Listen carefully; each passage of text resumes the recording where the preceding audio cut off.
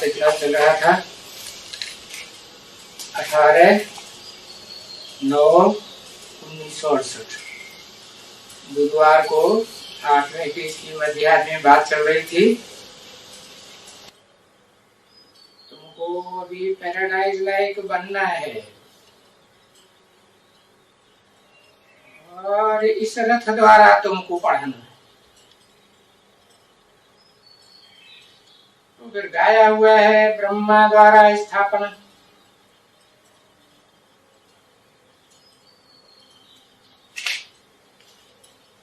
की हेवन की, पैराडाइज की। तो तुमको हेवन या पैराडाइज बनाने के लिए तुमको ऐसा बनना है। अभी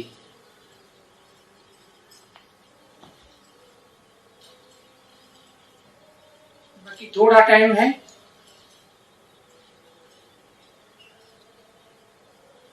तुमको इस रथ द्वारा पढ़ाना है।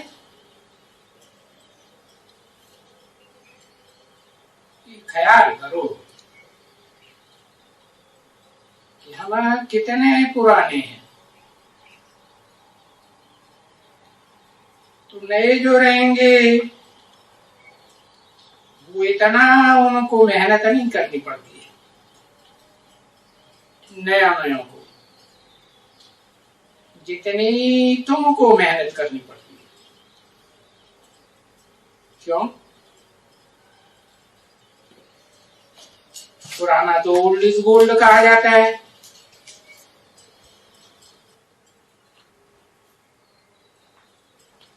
भले ओल्ड इज गोल्ड कहा जाता है, गोल्ड सच्चाई को कहा जाता है ना। तो सच्चाई को निकालने के लिए मंथन करना पड़ता है ना। ब्रह्मा के द्वारा जो पढ़ाई बेसिक नॉलेज की, उसमें मंथन तो करना होता है। और पढ़ाई किसकी है? ज्ञान सागर की। तो सागर का मंथन हुआ ना।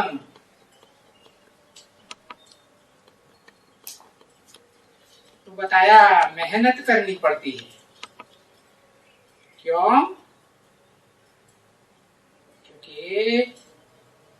मनन चिंतन मंथन करने से, मेहनत करने से पॉइंट्स बहुत अच्छी निकलती जाती है।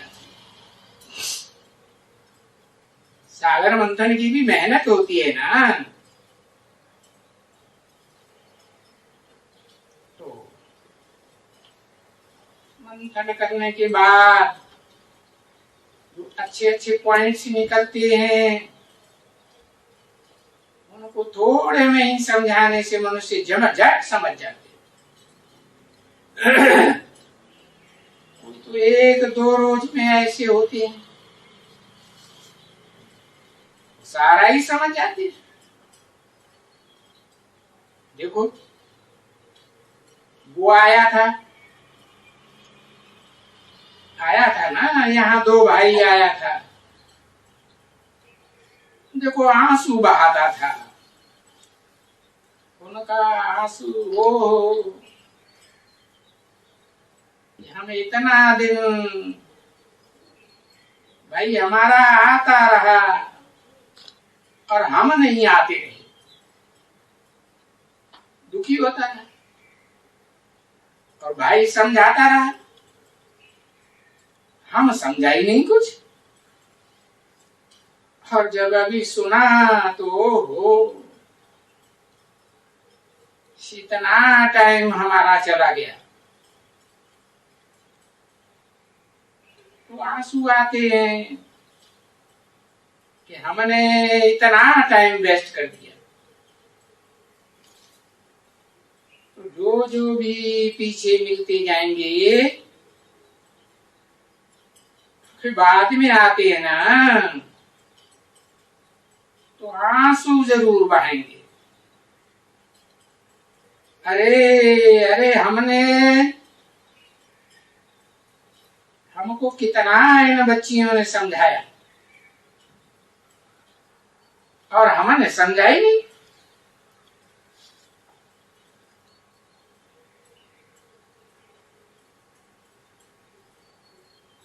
तो हमारा टाइम इतना वेस्ट हो गया।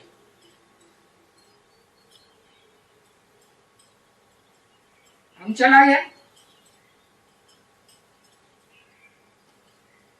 तो जो जो भी पीछे मिलते जाएंगे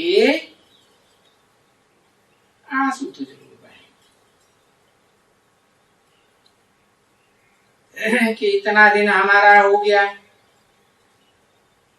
बर्बाद हो गया। अभी क्या होगा? अभी तो ये बड़ा पुरुषार्थ करना पड़ेगा, क्योंकि वो पुरुषार्थ, कौन सा पुरुषार्थ जो ज्यादा करना पड़ेगा? याद का पुरुषार्थ। याद की यात्रा का पुरुषार्थ बड़ा भारी है। फिर देखो इतना बड़ा भारी पुरुषार्थ करने के लिए उनको कितनी मेहनत करनी पड़ेगी। उफ, बहुत मेहनत करनी पड़े तो फिर बहुत मेहनत करनी लग पड़ती है,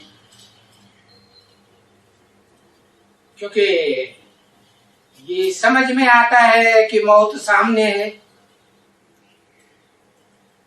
तो मेहनत भी बहुत करते हैं। कैसे समझ में आता है कि मौत सामने है? अरे ये समझ में कैसे आता है कि मौत सामने है? यही पता नहीं है? बाबा ने तो एक बच्चे का मिसाल दिया, यहाँ कोई को पता नहीं है?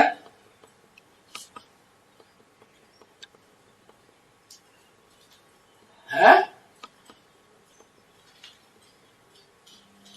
अरे सबने सुना है ना, सब जानते हैं ना एटम बम बन पड़े हैं। ये काहे के लिए बने हैं? है? जब 1914 से लेकर के 1945 के बीच इतने थोड़े वर्षों में 2 विश्व युद्ध हो सकते हैं, तो क्या इतने लंबे टाइम में तीसरा विश्व युद्ध नहीं हो सकता है? और पहले जब दूसरा विश्व युद्ध हुआ था तब तो 20-20 मेगावाट की छोटी छोटी बम्बियां बनी थी, और अभी तो हजारों हजार वाट के बम बने पड़े हैं। तो सुनते हैं कि मौत सामने खड़ा है ना? इसी भक्ति मार्ग में बहुत भगत होते हैं। वो भगत भी तो जन्म जन्मांतर कितनी मेहनत करते हैं ना। अरे मेहनत करने के लिए कोठरी में बंद हो जाते, बहुत भगत हैं, एकदम बहुत भक्ति करते हैं।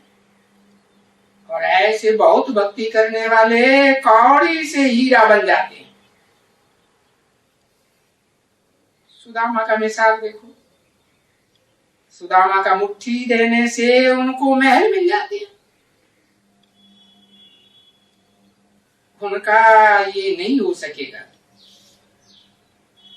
जो बाद में आते इतने धनवान,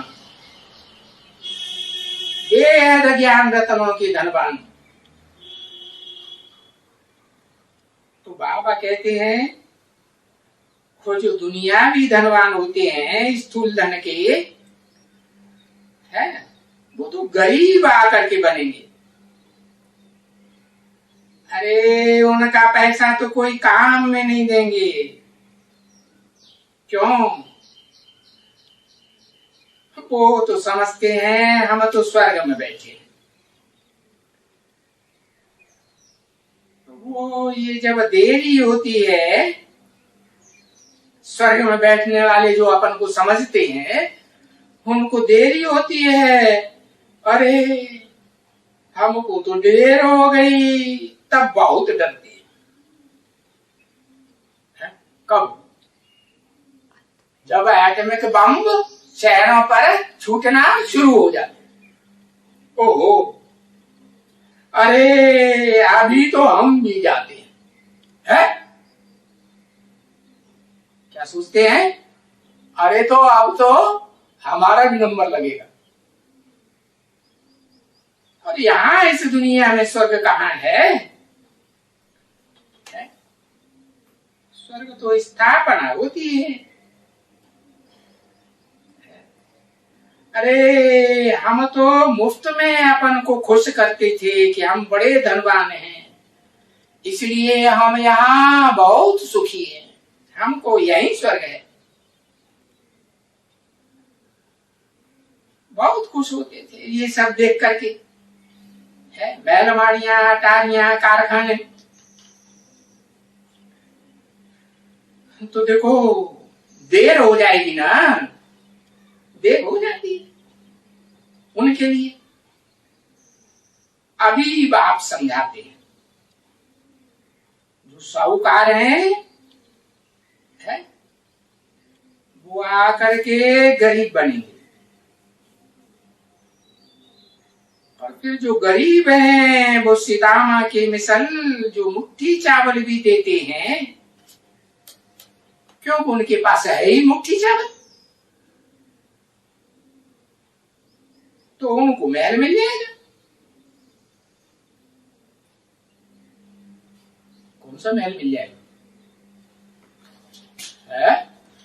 अरे संगठन रूपी महल मिल जाएगा। ऐसा संगठन रूपी महल मिल जाएगा जो दुनिया में किसी को न मिला हो। इतना बड़ा संगठन रूपी महल, कितना बड़ा, अरे कितना बड़ा संगठन रूपी महल सुदामा को मिल गया। नाम रखा हुआ है काम के आधार पर सुदामा, वो सबसे बड़ा संगठन है।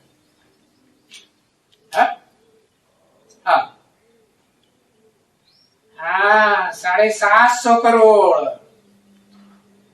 जो भी दुनिया की आबादी है मनुष्य मात्र की, सारा मनुष्य मात्र का संगठन उनके कंट्रोल में आ जाएगा या नहीं? किसे के कंट्रोल में? सुदामा के कंट्रोल। दाम कहते हैं धन संपत्ति को, सु माने सुंदर धन संपत्ति। अरे स्थूल दुनिया की धन संपत्ति सुंदर थोड़ी ही है, ये तो बेहद का बाप आकर के जो ज्ञान रत्नों की संपत्ति देते हैं और लेने वाले का नाम पड़ा सुदामा, सुंदर दाम धन संपत्ति। अब यहाँ तो देखो बहुत गरीब हैं, बिचारियां बांधेलियां, बस कहती हैं अब तो हमको बस कुछ भी नहीं, हमारे पास शिव बाबा को याद करना है और दैवी गुण धारण करना है। पिटना सिटना अब हमको नहीं है, हमको यहाँ रहा है सेठ यानी नहीं बनना है। क्या करेंगी? सेठ के घर में रह करके सेठ यानी नहीं बनेंगी तो क्या करेंगी?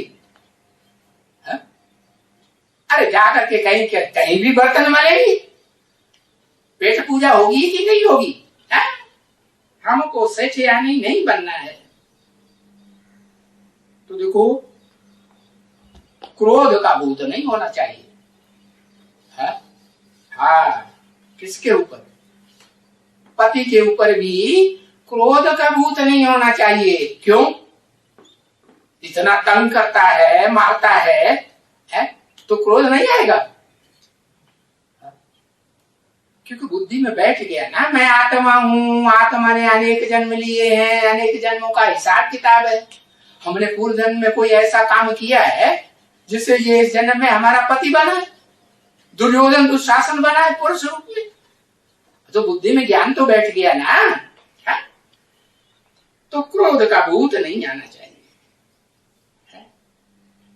तुम्हारे अंदर है, बांधेलियों के अंदर भी क्रोध का भूत तो आता है ना, आता है। अब यहाँ तुम कचहरी करती तो हो ना,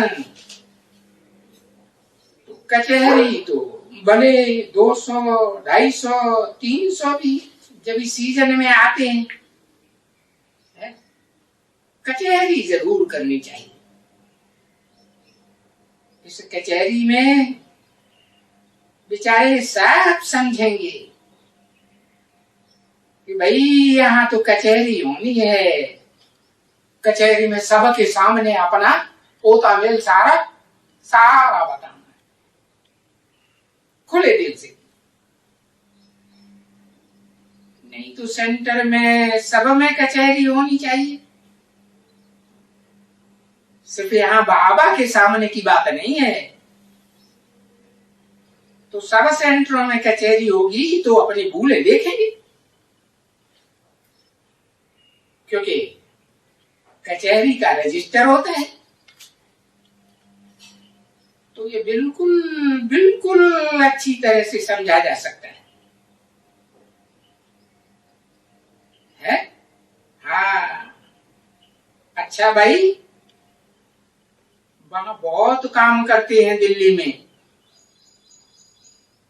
क्यों दिल्ली में ही अब ज्यादा काम क्यों करते हैं? क्योंकि बाबा ने कहा दिल्ली में बहुत सेवा करनी है, सबसे जास्ती सेवा तो दिल्ली में करनी है। क्यों? क्योंकि बताया दिल्ली का सुधार तो सारी दुनिया का सुधार, दिल्ली का परिवर्तन सारे भारत का परिवर्तन, सारा मदार दिल्ली के ऊपर है। और दिल्ली में बाबा आए किस लिए? राजधानी स्थापन कराने के लिए आए हैं ना। तो बहुत काम करना है दिल्ली में। भाई कौन काम करेगा दिल्ली में? है? उसका नाम क्या दिया होगा? है? जगदीश, जगत का ईश। जगत में कितने होते हैं? 500-700 करोड़ जगत में होते हैं। तो जगदीश है, मोहिनी है। मोहिनी माने सबके दिल को मोहने वाली। हाँ, गुलजार है, इस दुनिया में क्या कर देती है? गुले गुलजार कर देती है। हाँ? फलानी है। तो देखो इनको कितनी कितनी उनको होना रहती है। बाबा हम सेवा करें, है? ये म्यूजियम की सेवा करें, देख रेख करें, और म्यूजियम में वहां उनको मुरली सुनावे, समझावे अच्छी तरह से। तो देखो क्या क्या सेवा करती है वो बच्चियां। बिजी रहती है ना दिल्ली में सेवा करने के लिए। कौन कौन बच्चियों के नाम बताए? जगदीश है, मोहिनी है, गुलजार है, और भी फलानी फलानी नाम नहीं बताए।